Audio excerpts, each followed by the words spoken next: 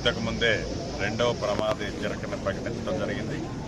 ఈరోజు మధ్యరాత్రికి మూడవ ప్రమాద హెచ్చరిక కూడా తెలియజేయడం జరుగుతుంది.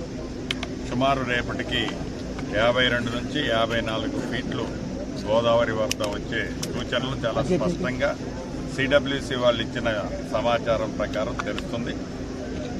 వరద ఎంత వచ్చినా ఈ రాష్ట్ర ప్రభుత్వ పక్షాన అధికారులు, ముఖ్యంగా జిల్లా కలెక్టర్ గారు, ఎస్పీ గారు, మిగతా వారి యంత్రాంగం అంతా సిద్ధంగా ఉంది.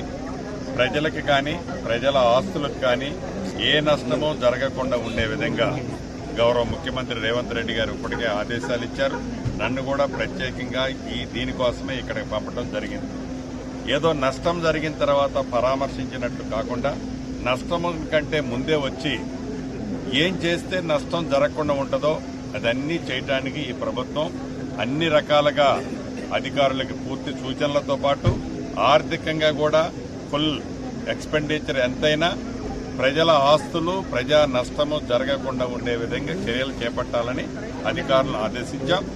అదే రకంగా ఏదైతే ఇప్పుడు బాధితులు ఏదైతే ఈ వరద ఎఫెక్ట్తో ఏదైతే షెల్టర్స్ ఏర్పాటు చేశామో అక్కడ కూడా గతంలో లాగా భోజనం పెట్టాలి కాబట్టి పెట్టాము అనిపించుకోకుండా మంచి క్వాలిటీ ఫుడ్ని కూడా పెట్టాలని గత అనుభవాన్ని దృష్టిలో పెట్టుకొని కలెక్టర్ గారు, మిగతా అధికారులు, ఎమ్మెల్యేలు సూచించారు. దాని ప్రకారం చేయాలని కూడా అధికారులను ఆదేశించాం.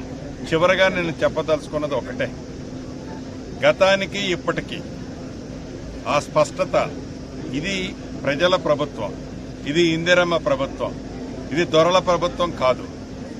ప్రజలకి నిత్యము అందుబాటులో ఉండి ప్రజల కష్టాల్లో పాలు పంచుకునే ఈ రేవంత్ రెడ్డి గారి ప్రభుత్వం భవిష్యత్తులో కూడా ఎన్ని కష్టాలు ఎదురైనా ప్రజలకి, ముఖ్యంగా గోదావరి పరివాహక ప్రాంతంలో ఉండే ప్రజలకైతే ఒక భరోసా ఇస్తున్నా. ఈ ప్రభుత్వం మీ ప్రభుత్వం, పేదోడి ప్రభుత్వం, రైతన్న ప్రభుత్వం. మిమ్మల్ని ఆదుకునే దాంట్లో అన్ని వేళలా మీకు అండదండలుగా ఉంటుందని తెలుపుతూ సెలవు తీసుకుంటాం.